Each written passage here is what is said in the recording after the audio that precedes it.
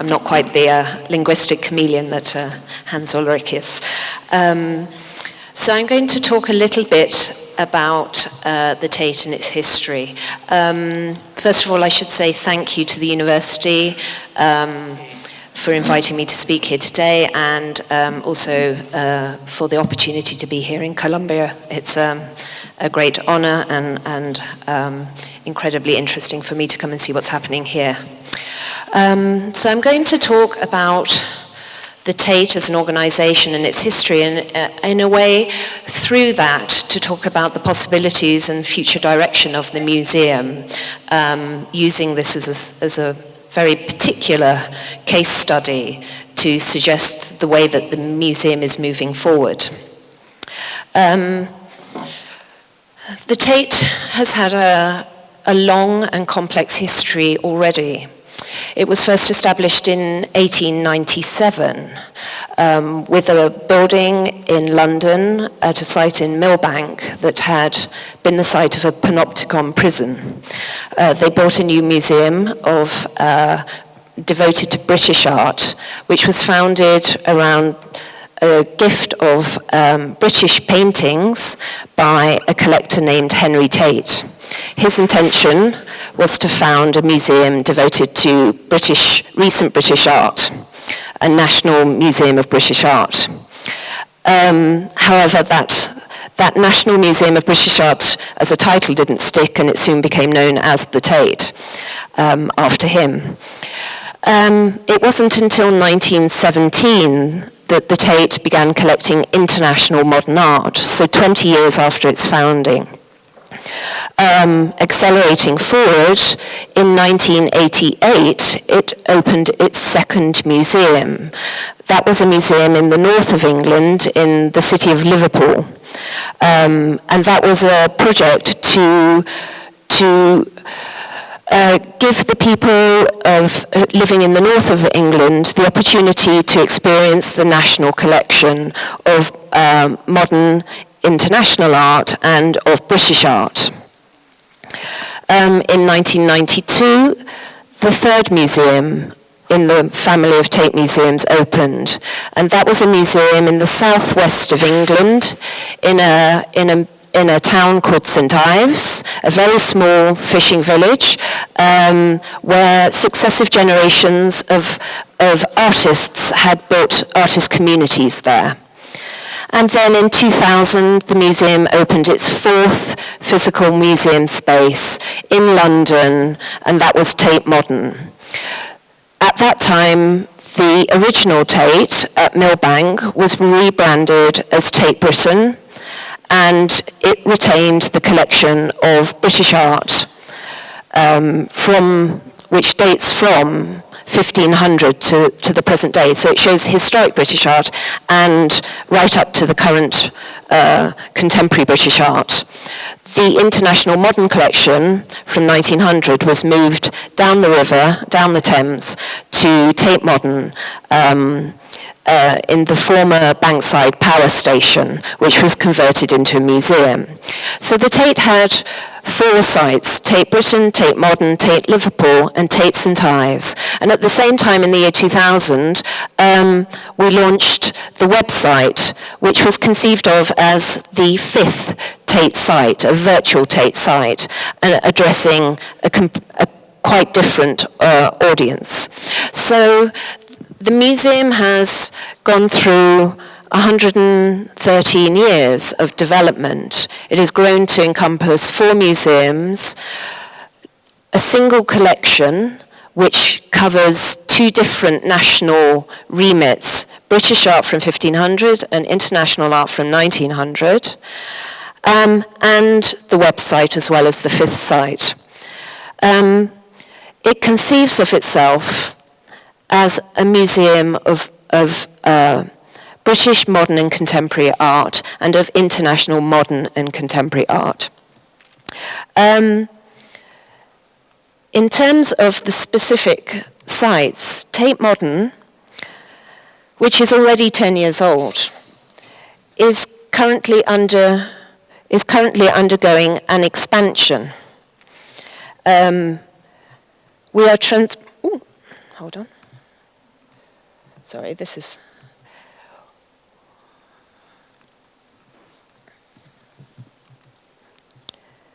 We are transforming the site of Tate Modern, which 10 years ago, in 2000, was opened with the expectation that it would serve a visitorship of 1.5 to 2 million visitors. In its first year, it attracted 6 million visitors.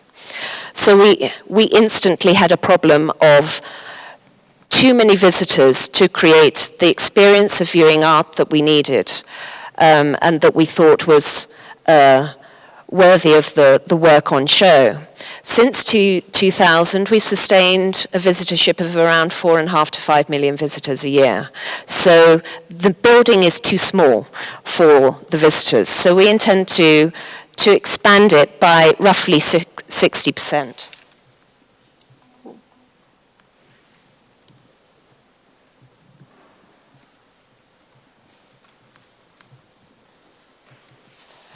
Work began on transforming Tate Modern this year, and it's beginning with the oil tanks,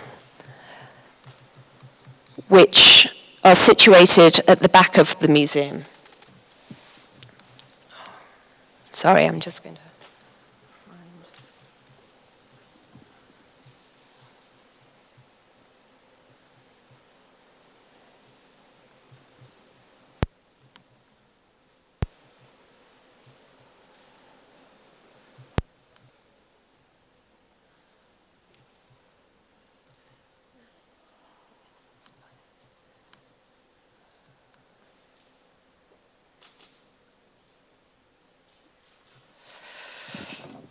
The oil tanks are 30 feet in diameter circular spaces at the back of Tate Modern. And above that, we're intending to build an extension to the new building, which will be an 11-story new building. So we've initiated a second phase of Tate Modern. Tate Modern contributed to the transformation of the conception of what Tate is as an organization and as a museum of modern and contemporary art for the 21st century. Tate has always created exhibitions of modern and contemporary art. We have focused on telling the story of modernism and of showing the best of contemporary practice. With the opening of Tate Modern, however, we were presented with a diverse range of spaces which challenged the museum to grow and to create new kinds of visitor experiences and to embrace a diversity of media and create a new sense of what a museum can be in terms of the experience that the visitor is presented with. So as well as a way of a repository of objects, a repository of a collection, it was also a place to experience new forms of art and different media as and when the different artists embrace a diverse range of media. So with the opening of Tate Modern, different roles and curatorial roles were introduced into the museum, one of which it was a curating program of live art and performance art, and alongside that, a curating program of film and moving image as part and parcel of what the Modern and Contemporary Art Museum would embrace as the core practice of artists in the 21st century. And then within the last week, we've created a new curatorial post, which is a curator of interdisciplinary projects.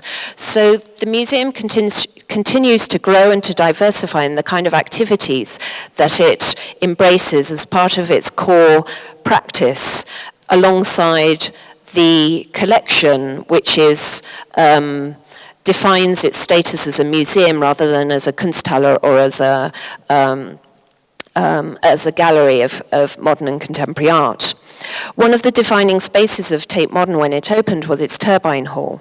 and the projects in the Turbine Hall have created a new visitor experience in terms of the understanding of the museum as a place of education, but also of recreation and of play. The Turbine Hall is an enormous space, which is the one that you experience first of all when you enter the museum.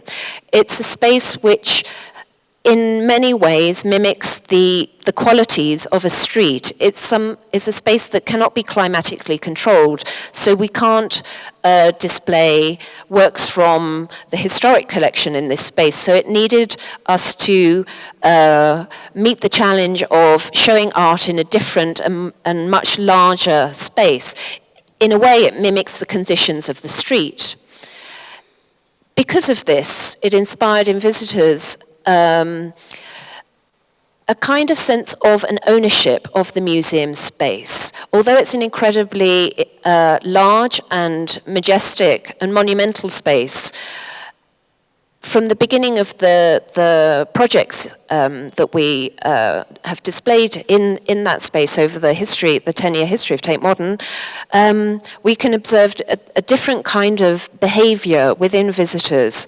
For instance, sitting or lying on the floor, or engaging with art in a kind of playful way that is not one that defines their behavior within the more traditional white cube spaces of the museum. So instantly, the first space that you experience has this democratic aspect, this free and sense of behavior and of different kinds of roles being possible within the museum space that are driven not just by education but by a sense of leisure and play and of ownership as well of the museum and of its spaces. So this kind of new space, which is not the traditional white cube space, has led Tate into a new experience of and relationship to contemporary art and contemporary art practice that embraces a kind of artistic production not defined purely by discrete objects, by painting and sculpture, but that embraces a much broader range of practices and ones which involve a relationship with multiplicity of disciplines within the museum itself. It's been a journey, as I've said, that's taken the museum over a century to get to, but as we move forward into the future, I think it's one in which we are increasingly opening up the museum space for new kinds of experimentation, and I think Hans and Maria Inés's concentration and stress of the museum as a laboratory of experimentation, as a platform for thought, for ideas, is one in which museums such as Tate need to pay attention to with to an increasing degree. Although we have, in our family, this great wealth of physical spaces, of architectural spaces in which to show work, it's really how we use that to present a much broader range and understanding of artistic practice into the future that will really define the museum and its continuing relevance within contemporary society. And how we respond to that very broad audience. It's an incredible privilege for us to address an audience of the size of Tate that comes to Tate Modern. But I think this is also an incredible responsibility in order for us not to limit the experience of art to certain prescribed behaviors or experiences, but to open up a sense of a wider conversation about what artistic production means in the 21st century, and of what the museum's role in presenting those kinds of products can be into the future. Having said that, we are continuing to be a traditional museum alongside that, and the collection is at the core of Tate's identity.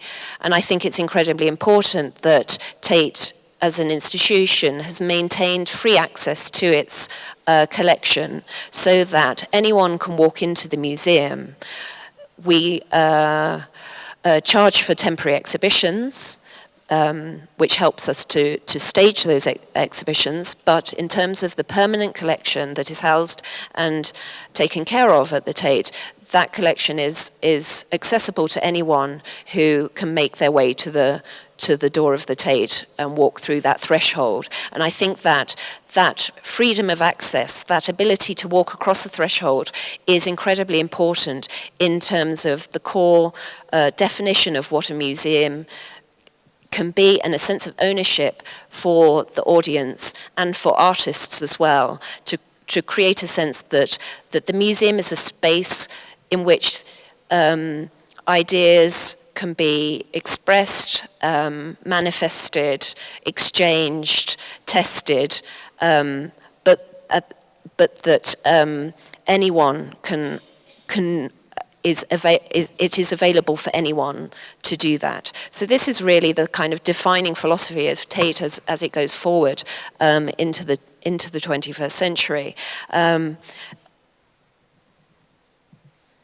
I think that the website as its fifth site is another expression of that, as it allows us to reach a much broader audience, even than that finds its way to Tate Modern. The website has around 100,000 hits or visits per day. So that's an incredible number of people, many of whom won't ever visit the actual physical museums of Tate. The hits are coming from around the world. So we define ourselves, especially through the website, as a global institution. And that has to also be something that is reflected both in the program of the Tate, but also in the collection of the Tate, and is why that we are continuing to transform the institution and to embrace a much more global sense of what art history encompasses, not just in terms of media, but also in terms of geographical reach of the history of modernism and the history of contemporary avant-garde, cutting-edge artistic practice.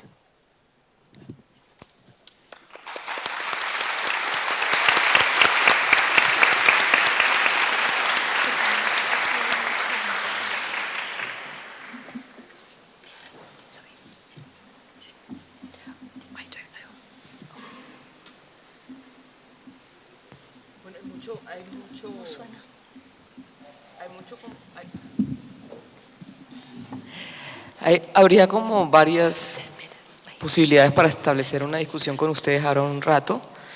Yo propongo inicialmente, para tratar de recoger un poquito y abrir desde ahí, estamos viendo en las propuestas que nos ha enseñado Hans, a lo que se refiere experimentos. Hay una presencia constante del trabajo transdisciplinar, ¿no? Hay unos cruces permanentes entre la experimentación con la imagen fílmica, la experimentación con las puestas en escena, la experimentación con la música, literatura también, un gran interés en el lenguaje y las palabras, y la experiencia incluso física del lenguaje, ¿no? Y creo que yo particularmente tengo la sensación de que un poco el futuro del museo también está en comprender que tiene que ser capaz de albergar ese tipo de experiencias que no están solamente reducidas a una línea que se confina en prácticas otrora conocidas dentro del margen de la plástica, ¿no? Pues esto realmente es una realidad hace mucho tiempo. Esto no es la experimentación de los artistas con el film, hoy muy intensamente además con la electrónica, no es nada nuevo, pero el museo no ha venido reaccionando a la misma velocidad y pues todo el tema que él está planteando de que no sea un espacio físico, que sea un espacio más bien conceptualmente temporal. Él habla mucho de la idea de tiempo, ¿no? Y el juego también de la comunicación, del correo, ¿no? De la metáfora del correo, del envío, que tiene mucho que ver también con una presencia de la postura de los artistas que se indisciplinan, ¿no? Y empiezan a salir también del espacio físico a interactuar con una serie de experiencias que les dan otras prácticas artísticas que antes se les negaban, ¿no? Entonces, no sé si podemos empezar la discusión por aquí o… ¿qué